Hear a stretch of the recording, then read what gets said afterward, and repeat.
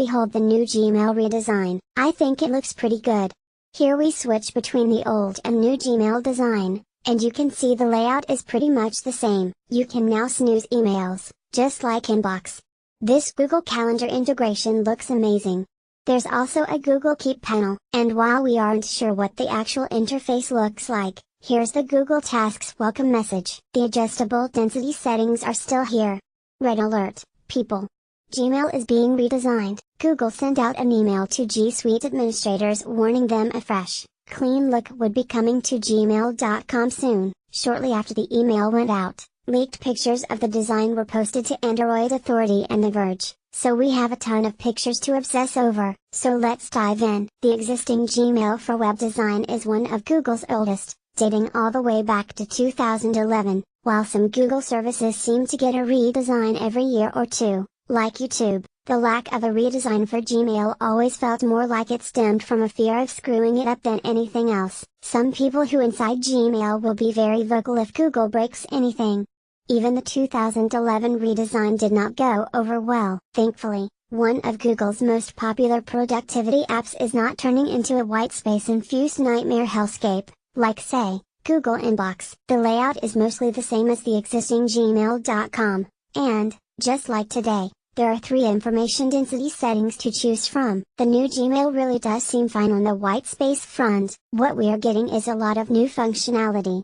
Gmail is pulling in a few features from its sibling, Google Inbox. First, there's a new snooze feature, which lets you remove an email from your inbox for a set amount of time. Second, gmail.com is getting smart replies, which offer up machine learning generated replies to your emails that you can send with a single click. Next, it looks like Google is finally building some plugins for the Gmail add-ons feature that was launched last October. Add-ons in Gmail as a vertical strip of icons on the right side of the window, offering pop-up panes that can pull in information from other apps. While the existing add-ons are all third-party services like Trello or Asana, with the redesign Google is adding Google Keep, Google Calendar, and Google Tasks integration. Bringing your calendar information up right inside Gmail sounds amazing for scheduling events and meetings, and hopefully the calendar will be smart enough to automatically show any relevant dates mentioned in the email. Google Keep looks like it will just be the regular stream of Keep notes, which will be nice for updating any to-do lists you have stored on there. Google Tasks exists today as a panel inside of Gmail and as an absolutely ancient website, but it seems like the neglected service is getting a revamp along with the Gmail redesign. The standalone website looks like it will be getting updated,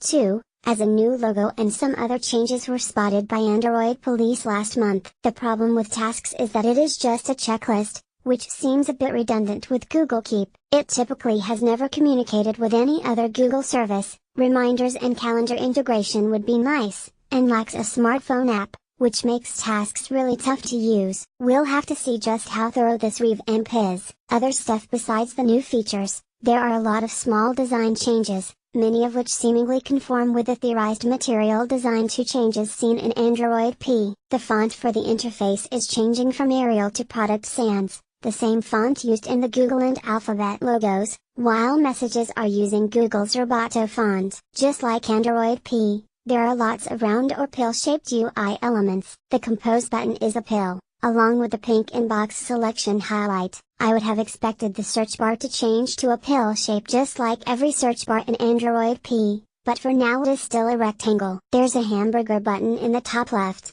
which will probably open and close the navigation panel, just like on Google Inbox. The logo is also back to Gmail now. Currently it just says Google. The next important question to be answered will be the number of options and settings that survive the redesign change. Will Labs features be removed?